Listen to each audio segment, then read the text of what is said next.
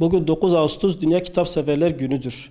Bu vesileyle kıymetli vatandaşlarımız ve öğrencilerimize bir takım tavsiyelerimiz olacaktır.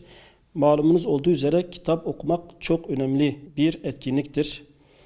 Velilerimiz çocuklarını sık sık kitap okumaya teşvik etmeleri gerekir.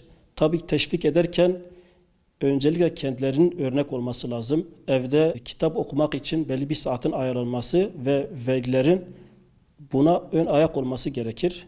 Çocuklarına da kitap okumanın önemi hususunda sık sık tavsiyelerde bulunmaları lazım. Peki kitap okumak niye bu kadar önemlidir? Neden kitap okumanın önemi üzerinde bu kadar duruyoruz? Çünkü kitap okuyan insan kendisini daha iyi tanır, dünyayı daha iyi anlamlandırır, insanlarla diyalogu daha iyi gelişir. Kelime dağarcığı geliştiği için kendisini daha iyi ifade edebilme yeteneği oluşur. Akıcı bir konuşmaya sahip olur.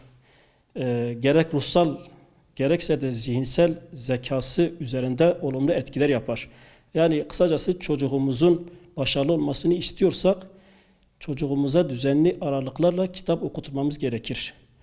Ayrıca okul başarısına da kitap okumak çok büyük bir etki yapıyor. Malumunuz olduğu üzere günümüzde yeni nesil soru tipi çıkmıştır ve bu yeni nesil soru tipinde öğrencinin bilgiyi bilmesi yetmiyor. Bilgiyi bilmesinden ziyade o bilgiyi yorumlayabilme kabiliyeti ölçülüyor.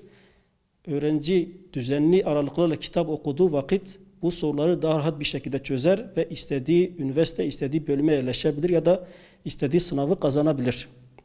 Bunun için biz sık sık velilerimize şunu söylüyoruz. Hem sizler kitap okuyun hem de çocuklarınızı kitap okumaya teşvik edin. Özellikle çocuğun eğitim aldığı ilk yer ailesi olduğundan daha küçüklüğünden itibaren aile ortamında yetişen bir çocuk çevresini gözlemlediğinde kitaplarla gözünü açıp kapatırsa bu çocuk başarılı olur. Bu vesileyle sık sık kitap okumamız gerekir. Kitap okurken de rastgele her kitabı da okumamamız lazım. Kitap okumada da seçici olmamız lazım. Bize faydalı olan, dünyamıza ve ahiretimize yön veren kitaplar okumamız gerekir.